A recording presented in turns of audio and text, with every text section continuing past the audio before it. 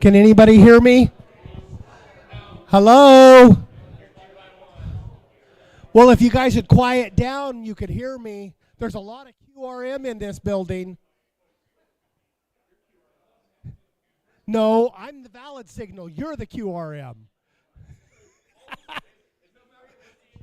Is this frequency in use? Is this frequency in use? Oh, okay. Welcome, everybody. Thank you for coming. We do have some new faces.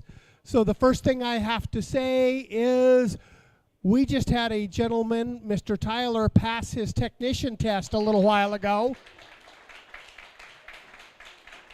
So congratulations. We have somebody who passed with us at the one in February in Fruitland.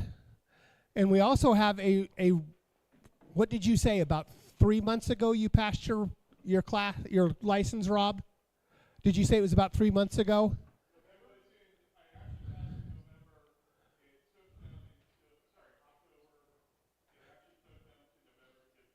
Right. So he passed all 3 tests in one setting.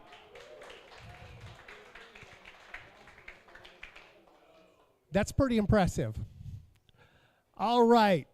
Thank you for coming, everybody. What?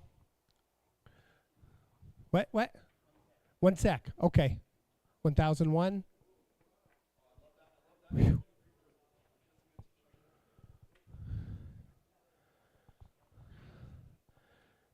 If you guys know me, there's always technical difficulties when I'm involved. We go out to an event, whose radio doesn't work, whose antenna's broken.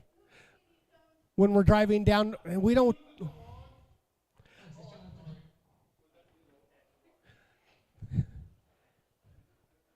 Okay, is that better, everybody? All right. Thank you, Steve. No, that's me, so. Hey, I'm not passing a kidney stone at the moment, so don't complain about my voice, okay? For everybody who made it out to the Idaho QSO party, I'm sorry I didn't do much for participation. I don't know if you noticed, my trailer was there all weekend, but I was not. That's when the kidney stone started passing, so it has not been a good month for me. Let's talk about some upcoming events. Our big event that we need help with this month is our swap meet. Do you want to talk to people, Dave, or do you think enough is on the flyer that's been handed out?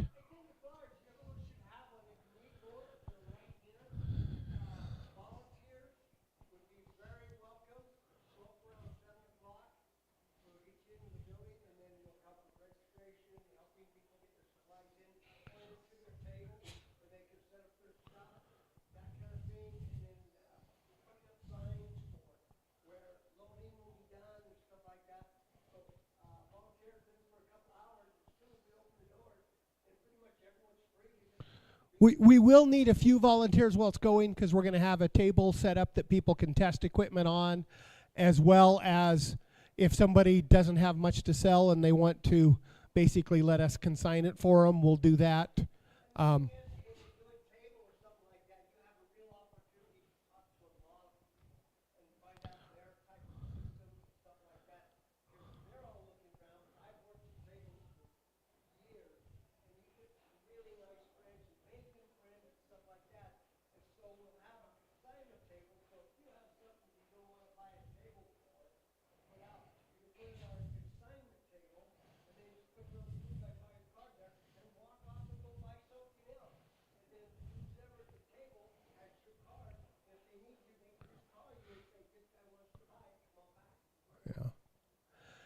And now, besides the swap meet at the swap meet, we will have some door prizes. We will be launching a balloon that we hope we can track around the world multiple times. We are planning, if things work out, I haven't heard to see if we've got any good passes. We're going to do a satellite demonstration, hopefully a linear satellite as well as just FM, because we have the expert here who does it in his sleep. Yeah, the radio will be there. It should be a lot of fun. I've been hearing from people all around that are planning on coming, so I'm hoping we have a really good turnout. It's inside a building, so you know what weather can be like at that time of year. It could go from 90 degrees that morning to 45 degrees, raining with 20-mile-an-hour winds. So the majority of it will be in a building, which is good. There will be space outside, if you want to bring your tower to sell. We don't want to pack it into the building, but we got space for that. So swap meet. Like I said, at the swap meet, there'll be a balloon launch, satellite demonstration. To the best of my knowledge, the Riggins jet boat races is still looking for some operators. So if you want to help out for communications at the Riggins jet boat races, I'm pretty sure there's still spaces available. Let me know and I can get you in touch with the person. For anybody who doesn't know what we do there, the hams provide life safety. We're on all of the safety boats, so if anything goes wrong, we stop the race and we get help. And it's not uncommon, especially at Riggins, that we do have to stop the race because somebody wrecks and get help. What? Well, sometimes it's snow, sometimes it's the logs floating down the river because it's a really wet spring and water's really high. Other times it's because the boats turn into four-wheelers and then they turn back into boats, or they land on rocks and stick up in the air for the rest of the race. It can be interesting. Next month, our meeting topic is going to be net control. We're going to simulate doing a net because I know there's quite a few new hams, and we've also got people who are mic shy when it comes to doing stuff like that. We want to make sure that you're aware that it's not a difficult thing to do to come help an event and do communications in an event.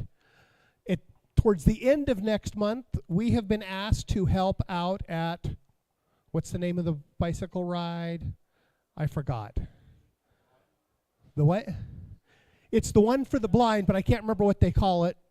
So there's a bicycle ride for the blind that starts out at, I think it's River Glen High School. They've got a few different routes. They've Cycle for Independence. Thank you. They've asked us to help them out. We need some people to operate what's normally called SAGs, which is service and gear or something like that. Support and gear. We drive around and make sure everything's okay, and call for help if they need it. Make sure all of the aid stations are doing good. One of the things that we'll talk about a little in the presentation, but I'm going to hit here, is we have a new 70-centimeter LoRa APRS gateway setup. We're working on some more digipeaters, and everybody that is helping out at the race, I'm really hoping we will have a LoRa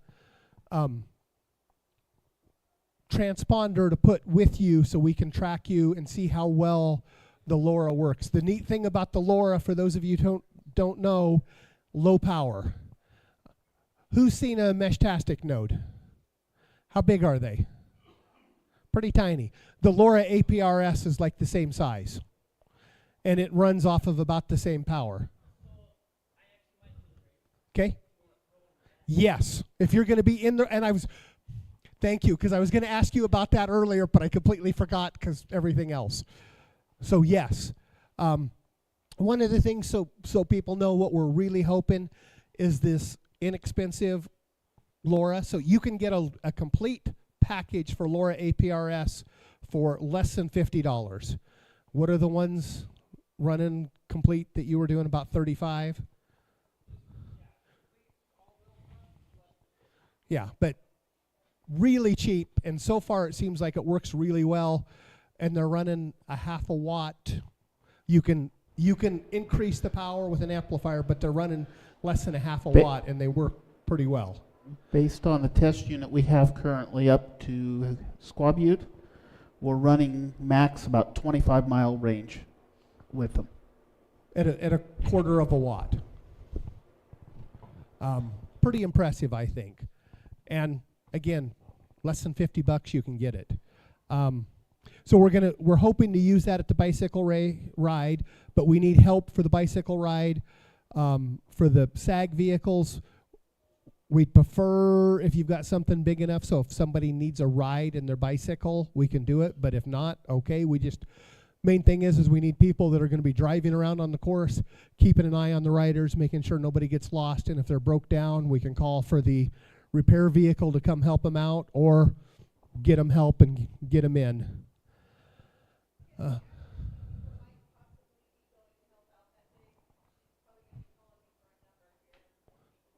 2, 3, 4.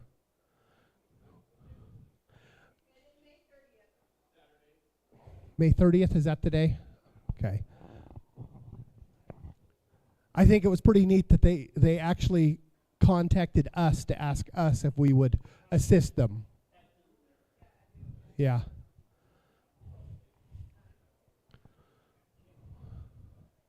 Yes.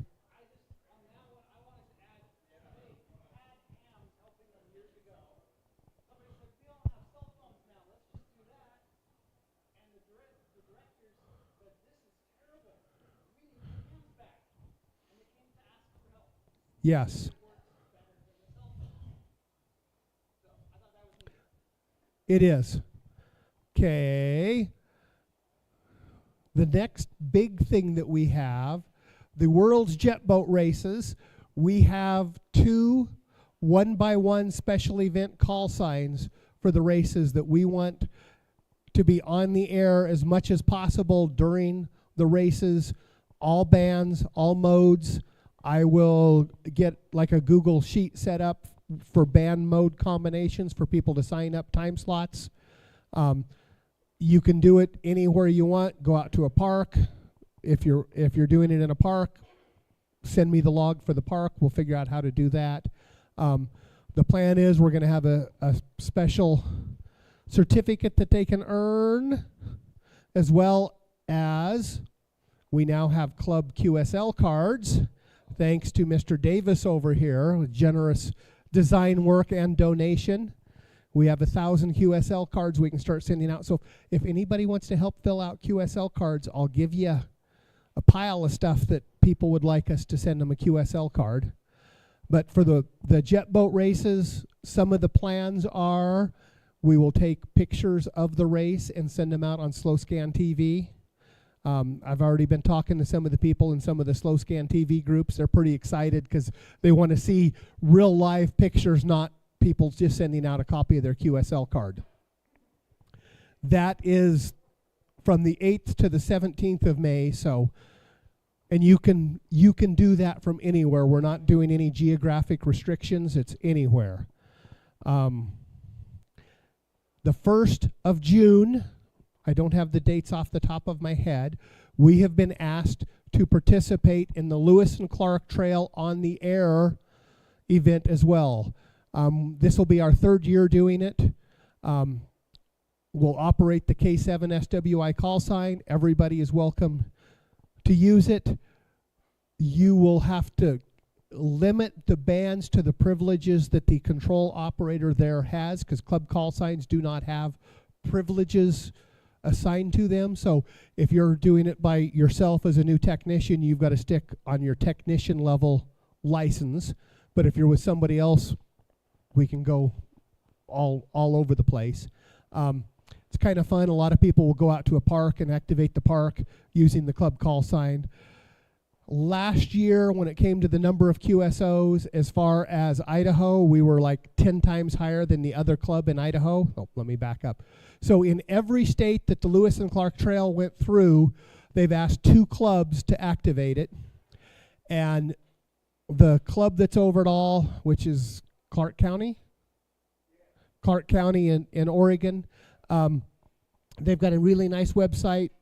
You can get a PDF. You can actually turn stuff in and they'll mail you a nice PDF with all of your contacts. The idea is you're able to contact every single state. And I apologize, my phone is ringing. Could you hand that back to the boss lady, please? But that goes from approximately the 1st of June for like 2.5 weeks. And it's 2 meters through 160, if I remember right, outside the work bands. But it can be a lot of fun.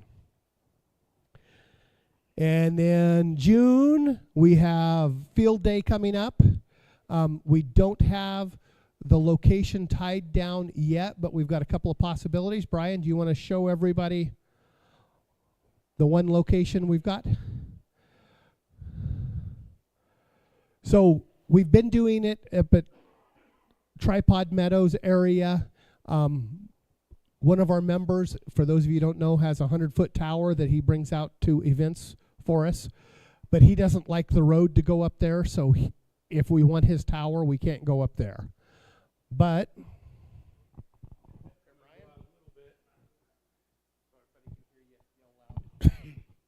all right, so this is Onyx. Where we've been before, it's about right here, and this is about where we've been before, is Tripod Meadows, so you have an idea of where it's at. Up 55 to Cascade. Warm Lake Road comes out of this place here. So we'll zoom back in. So you can see Warm Lake Road is up here. It's the gray one. There's two locations, and it's pretty much a paved road all the way to the very end. So, soda. I'm like, there is a POTA because it's in the Boise National Forest still, which is nice.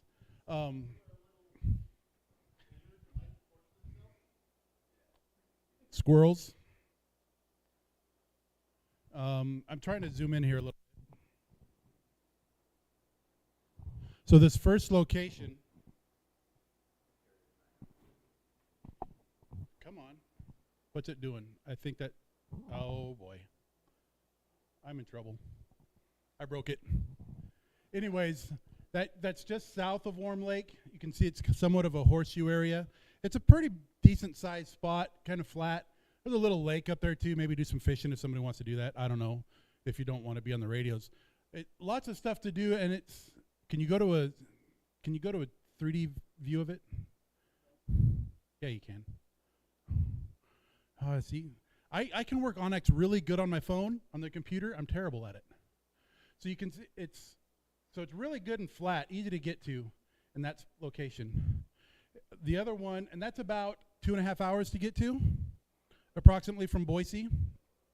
Not that far, and it's up in the mountains.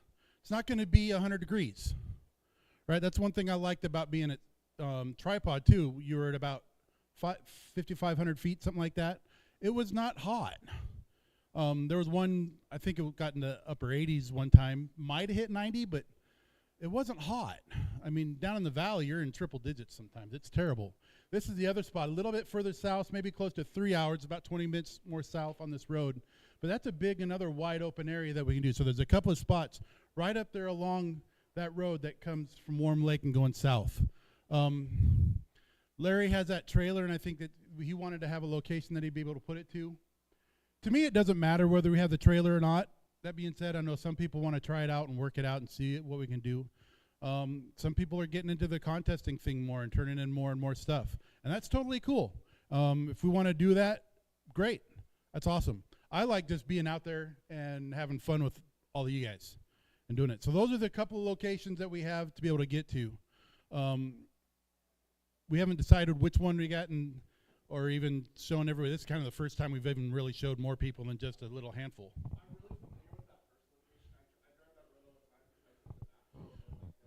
Yeah, right. Deadwood's really close to it.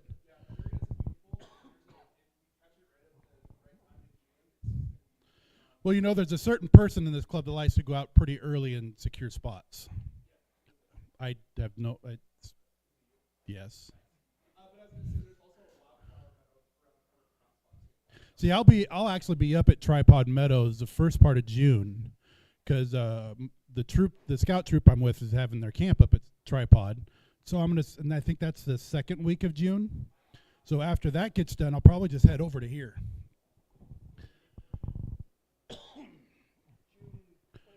June 27 and 28. Right. So I'll get there at least a week early to grab the spot for our club.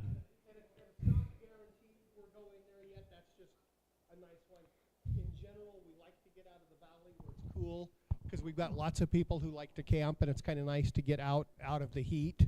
But we've also been looking at stuff in town and closer to town as well, and we just got to, as soon as we can get a decision made, we'll tell everybody where we're going so people can start planning. The next event in July, on the 11th, we're going to have a POTA trip. So what we have been known to do is we get a couple of vehicles and carpool, and there'll be enough radios between the vehicles that every park we go to, you'll be able to activate it on at least 10 different bands. And I'm really hoping that I can get stuff set up, so we'll do more. So for anybody who has not operated at, say, 10 gigahertz on the 3 centimeter band, you'll be able to, as well as the 6 centimeter band, the 13 centimeter band, 23 centimeter bands, which there's not a lot of equipment that supports that, but we actually own a couple of ICOM 905s, so we want to use them and put those bands in use so the FCC doesn't take them away from us. So that's what we've got coming up. Lots of things. The summer's going to be busy. Lots of fun activities. And now for tonight's presentation. What?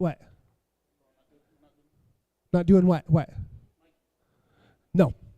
We're going to start doing that before our educational meetings. How long do you... How long? We'll talk. How long? I'd say within 6:30. Well, what we can do is somewhere around 6:30. So what we're going to start doing, especially for all of the new hams, at about 6:30 on hopefully every meeting night, we're going to do kind of a new ham presentation while people are talking. So I hate to say it, we won't be as mean to say knock off the QRM, because you can still talk. But for anybody that's interested, it's going to have like lists of people to talk to. So if you really want to get into, say, APRS, we're going to say John is the man, talk to him. If you really want to get into activating POTA, we might say Brian's the guy to talk to. He'd be more than happy to let you come with him on one of his POTA trips. Stuff like that, because it's especially for new people, it seems to be a lot easier to get you going if you've got somebody to work with rather than jumping in on your own. What? Yes. The reason I put the presentation together is because I keep having the same conversation with people who are interested in radio every time, which is like, okay, so you just talk to each other? And I'm like, no, there's a bunch of stuff to do. And so in the presentation, I cover parks on the air, summits on the air, contacting, antenna builds. I cover the different types of like equipment setups that we have, digital modes, like all the different stuff that there is to do. So then it gives people that spark to be like, oh, I'm really interested in that, I want to go learn it. Yeah, I think it's going to be great, because it's the questions that most of us answer multiple times to every new person, because they all have a lot of the same questions. All right, with that said, we're going to turn it over to Mr. Steve to talk about digital modes in emergency communications or event communications or general communications, public service. Your name. Then we'll say, first thing I'll say is we're going to talk about digital modes, and everybody's going to go, FT8 again. I had to take my dig there, Kim. Just so you know, Steve, on QRZ, I am number 112 as far as the total number of confirmed QSOs in the world, all because of FT8. So, well, there are voice contacts in there too. when infrastructure fails, what do we fall back on? We're group ham radio operators, we're going to say ham radio. Cell towers down, power grid down, we still have our ham radio. When the cell towers go down,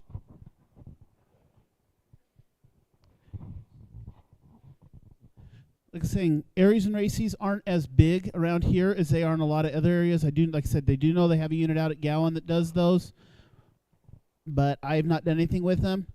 Agency served, around here, ham served Boise PD a lot.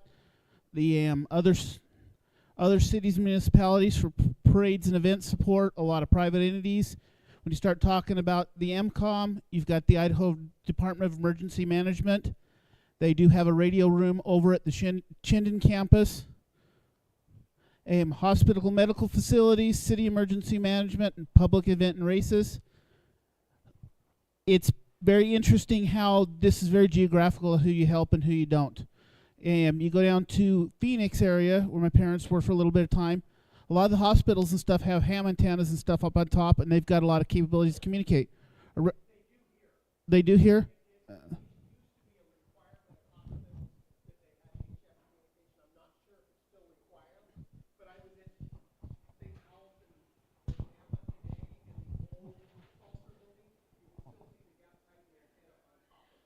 Interesting. I was not aware of that. Okay.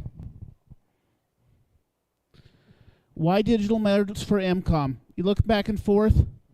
We're talking back and forth. It's very easy to, especially if band conditions are not good, to misunderstand, to not hear everything. For QRM to kick in, signals to fade, picket fencing, we go on. Digital, it's logged printable. Talk about band conditions right now and HF being very weird. Digital will pull down a lot more lower noise floor, get out of the noise floor. Store and forward capabilities, so you don't have to be able to be online at the same time. Automatic record keeping and automated beacons and check-ins are some of the reasons one way or the other. First mode we're going to talk about is Winlink. So there's three modes we'll kind of cover dealing with the MCOM emergency. You got Winlink, APRS, and JS8 call. Think of them as Winlink as being your email communication, APRS being your text messaging, SMS type, and JS8 call is kind of a fill-in in between there, depending on the situations. Like I said, Winlink, email-based, gateways, it can be used person-to-person or direct, but typically it's done via gateways. Real quick, I think on that.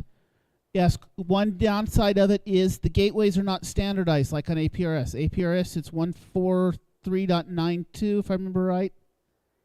It's a standard frequency nationwide. Winlinks are not.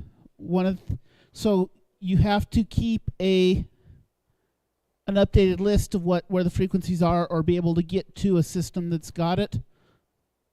One of those is they do show up on the APRS map. I was not aware of this till today. John showed me earlier on that. So, like over here, you got a W. That's representing, that's a Winlink. What? Oh, good point. Thank you.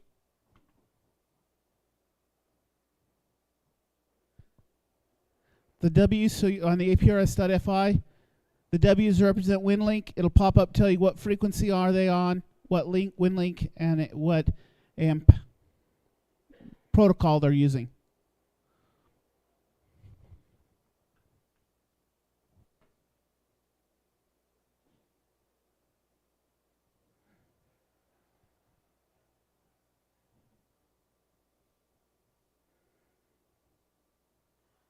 Don't ask me how I managed to get the slides off sync.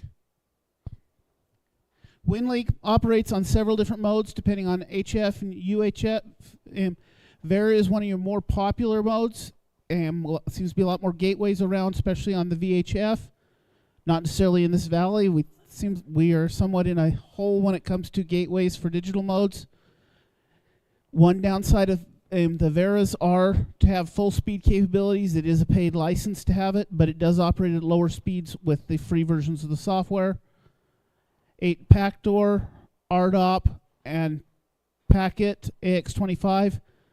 AX25, for those who are familiar with, is also the same packet protocol that APRS is communicating on over just different message package and different frequencies. Pactor is kind of an older one, back to some of the bigger, older TNC systems you used to have, where the technology started. Still around, but it's not as popular and got a very larger gateway of entry to it.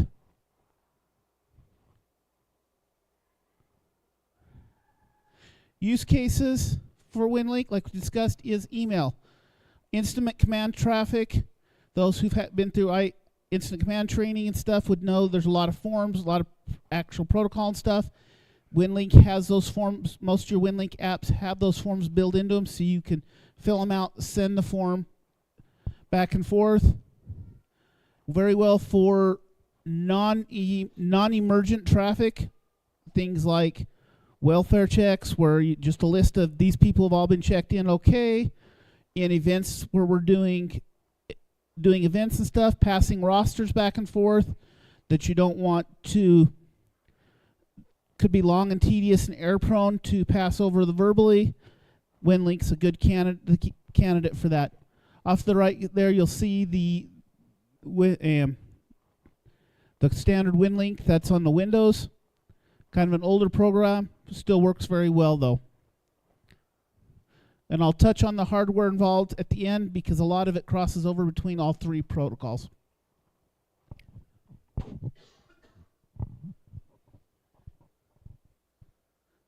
As we discussed, the forms, etc., and the frequency flexibility can be a pros and a cons depending on what's going on, what's around you, what source of QRM you've got, and that type of scenarios.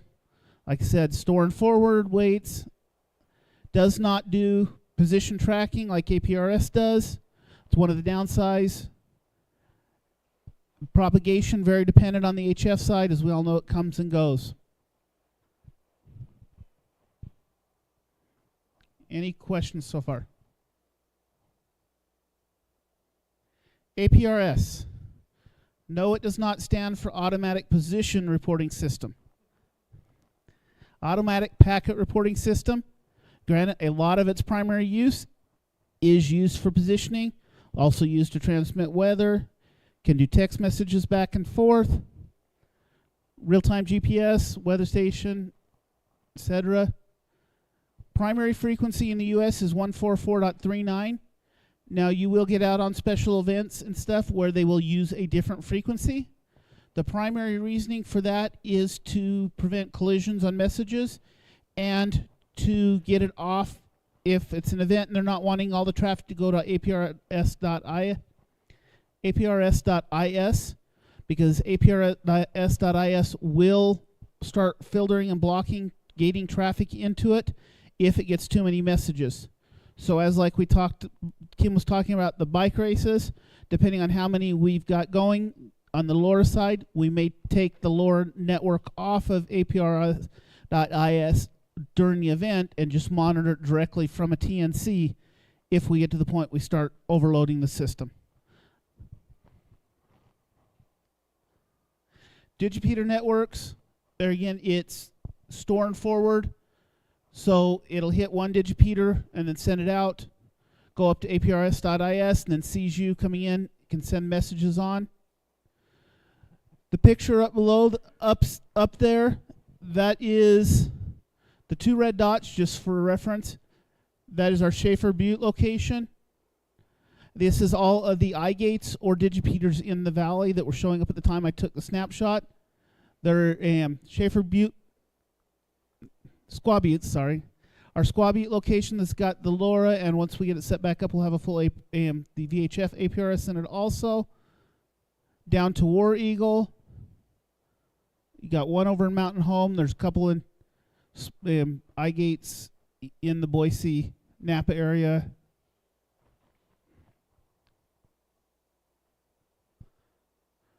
More than just a tracker. This is when you talk to some hams, you say APRS, a lot of them go, it's just a tracker, why do I need that? It's all what you want to be into. We touched on, a lot of us do support for other events and stuff, and that's where it really, the tracking and the two-way communication really comes in.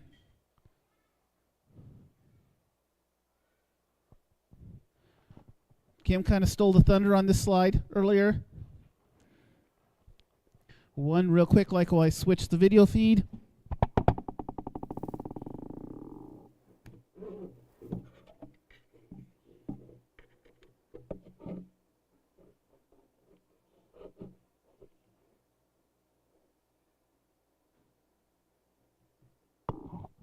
So connected up, it's as simple as you can see the BTEC UV Pro sitting there.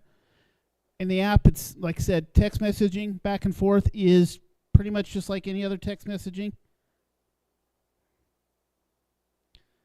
It'll connect here, send it. You can see John and I have already been going back and forth. So, quick as that.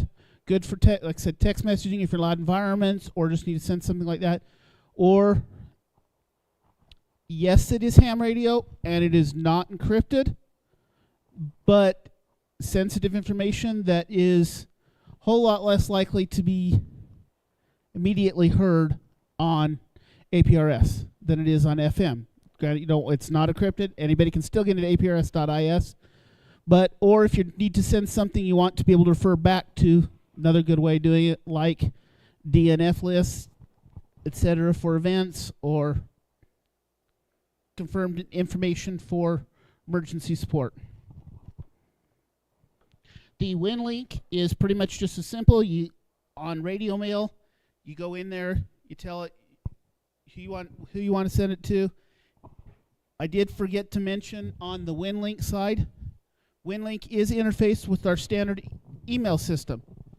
So as a ham in an emergency, if you are in an area that does not have internet connection but can reach a gateway, you can send messages to non-hams, or vice versa. Once you have an account set up, it's your call sign at winlink.org or .com.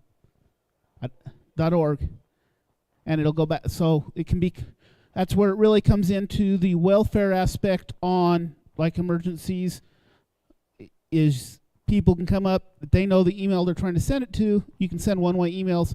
Hey, this is so-and-so on behalf of so-and-so. They are okay. They're at this location, etc., etc.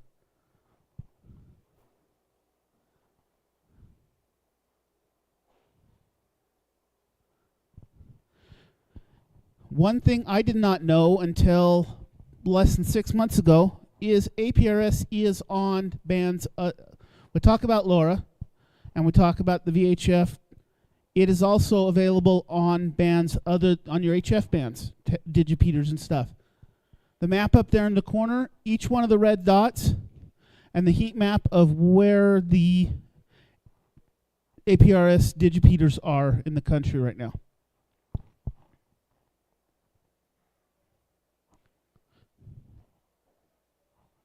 So those talk about those backpacking and stuff like that, if you've got a small ICOM 705 or whatever, you can use APRS to send messages out from that to the systems.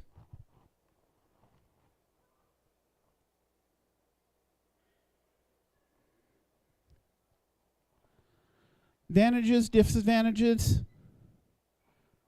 Pretty much kind of what we tossed on the opposite side of the Winlink. It's quick, simple, not formatted, but same things, not as big a text messages. I don't remember the exact length. One thing is there's no acknowledgement that it was received.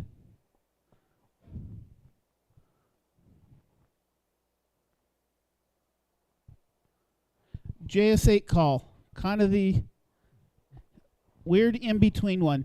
JS8 call evolved from the same compression algorithms and stuff that power FT8 and make it so good at low signal, high noise messaging. Keyboard to keyboard does have, if you can get to the right stations, it will do JS8, will hop from station to station. Heartbeat mode, so once it's online, it'll automatically, periodically beacon out there. There again, no infrastructure needed, can be ham to ham in situations. It is not as popular as the others. That picture was taken Saturday evening off a PSK reporter of all of the reported JS8 call. One interesting side note there, you see right there above Boise, there's two blue dots, one to the left there, K7LNA. Just happened to be odd that somebody call sign I recognized and have worked in the area would was on their JS8 call at that time. There again, it's capable of all bands, with the exception of the 2 meter and 70 centimeter. It is a single sideband protocol, so not all the radios are going to do it. Your HTs, most HTs and stuff aren't going to do it. Your Shack in the Box, it's like 7100s and stuff will do it.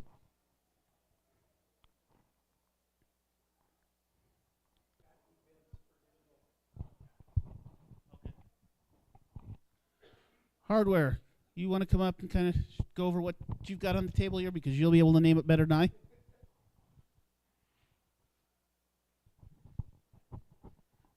Yes, sir.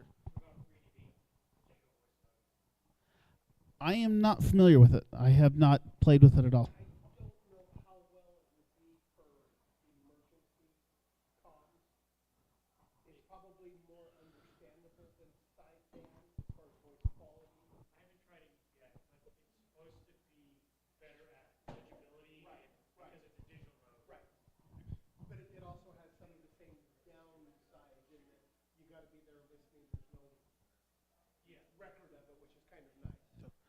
So as far as the HTs for Winlink and APRS, you've kind of got two options. Okay, Vanna. You've got the radios with the built-in Bluetooth and TNC. You've got the BTEC, I can't remember the name of the other one. Kenwood and Asus both have one. Open up your wallet really deep for either one of those.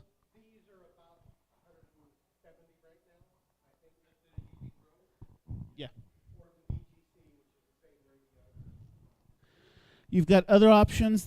If for using other ones, you can see their picture, the AIOC cable. I think a couple people in this room have them. It's a little microcontroller STM base that mimics a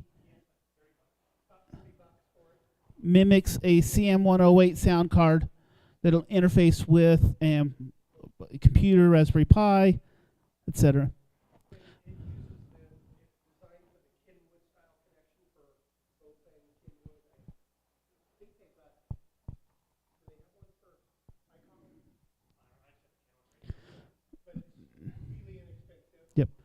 DigiRig, one of the tried and true proven ones. Same interface, different cable set depending on your radios. They've got a couple different sizes. This one is configured for, if I remember right, it's a full-size kit with the 13 pin in. It just has a single USB port. Yep.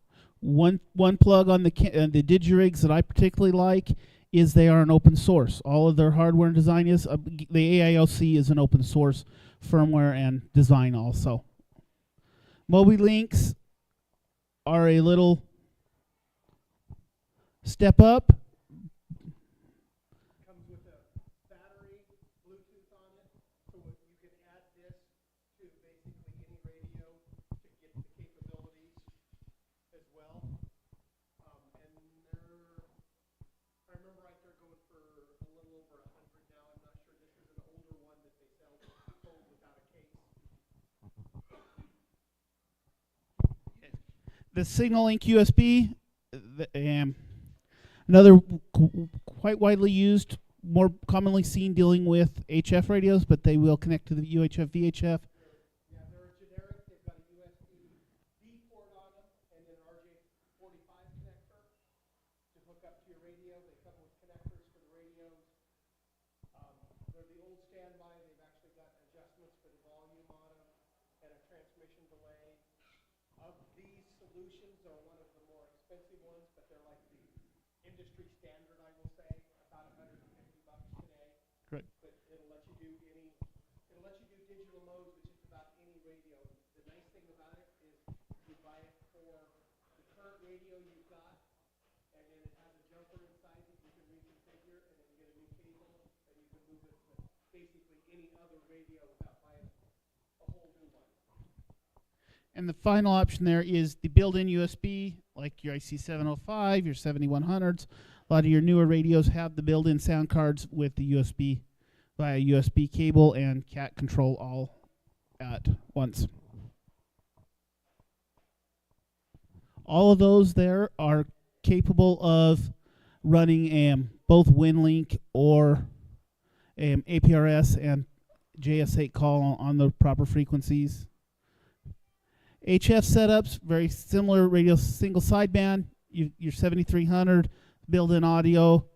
Most of the top ones there have built-in audio. I am not sure about the G90s. Has it got built-in USB? Okay. Interfaces are going to be the same. Other than that, the Pactor one, like we were discussing earlier, is a very expensive option, but it's the older options. The deal with the Pactor, so people understand, is it was actually designed for marine use. So when you're out floating in the middle of the ocean on your boat, you can send high-speed email via HF. Some of the Pactor modes aren't even legal for us to use because of FCC restrictions on the amount of bits per second you can send. But if you can afford the big yacht to spend time out on the boat, a $5,000 modem and radio setup was not a problem. For most of us, it's kind of out of the market, but that's what it was geared to, because there's got to be a way prior to satellite communications to talk to all of these fancy yachts out in the middle of the ocean.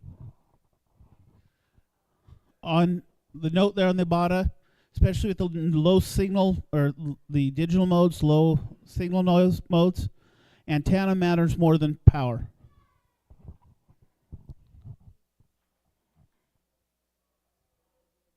APRS hardware.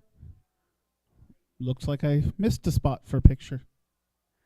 Kenwood's D75A, like I said, these are very nice radios. The ACC's FT5s, very nice radios, very premiums. We discussed.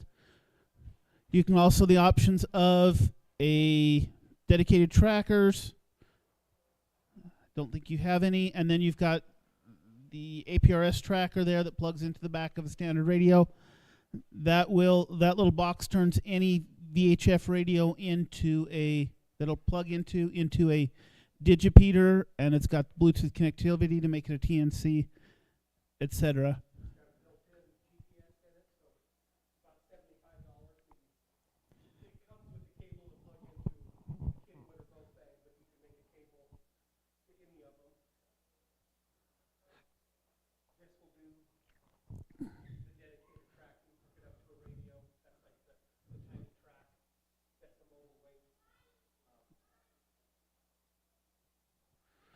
Guess it was a page for the self APRS, the Bionics Tiny Track 4 there. LoRa APRS, that kind of got a couple of different options there. Most of the LoRa APRS are based on an ESP32 platform. There are some that are going to the nice RF. The firmware support for them isn't quite as great as it is the ESP32 devices, but the nice RF have a lot better battery life.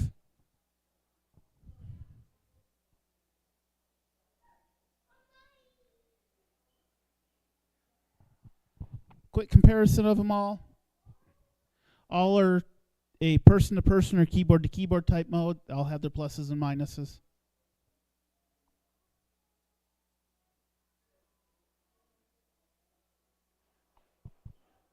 Most of them, other than the hardware cost, don't have any cost to keep running them. Like I said, Vera does have the licensing cost for the fuller speed.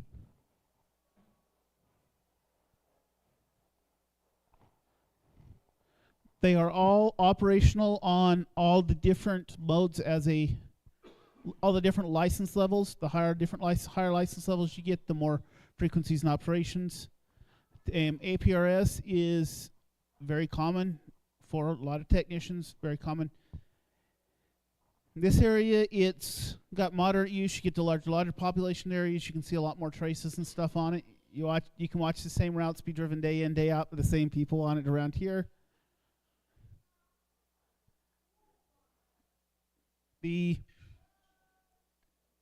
All of them can be listened to. That bottom one there I need to correct. That is not correct. LoRa on the ISM bands on LoRa can be used under certain frequency or under a certain power by no license, but to get onto the APRS side, you've got to have a license to get on there. Any questions? You have anything else, Kim?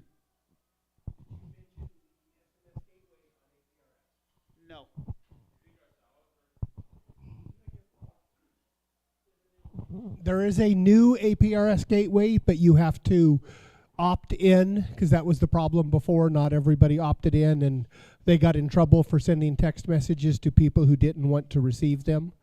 But there is an APRS SMS text message gateway. Opt in with your phone number, and you can send APRS messages to your significant other who's not licensed cell phone if need be. It can be kind of neat. I can't think of anything you missed. Yes, sir. There are quite a few. So the FL Digi package, a lot of people use for digital modes.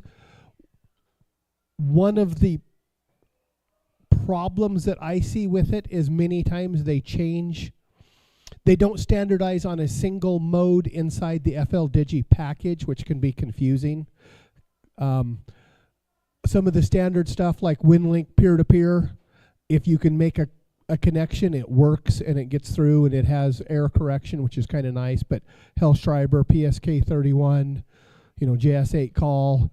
One of the really nice things about JS8 call is multiple stations can be on the same frequency. It's time, so you've got a 15-minute or 15-second transmit and a 15-second receive. So lots of people can be on the same frequency sending and receiving messages at the same time, which makes it really nice. Any other questions from anybody?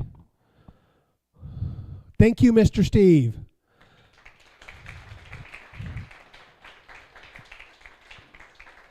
Thank you, everybody, for coming. Again, everybody needs to congratulate Tyler for passing his test. He came that close to passing general.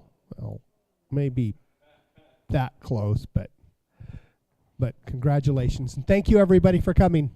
Have a great weekend. Have a happy Easter. Anybody have great plans for Easter? This is the first we're hearing of that. Did you guys hear that? Dawn is getting married. Congratulations, sir. But thank you for coming, everybody.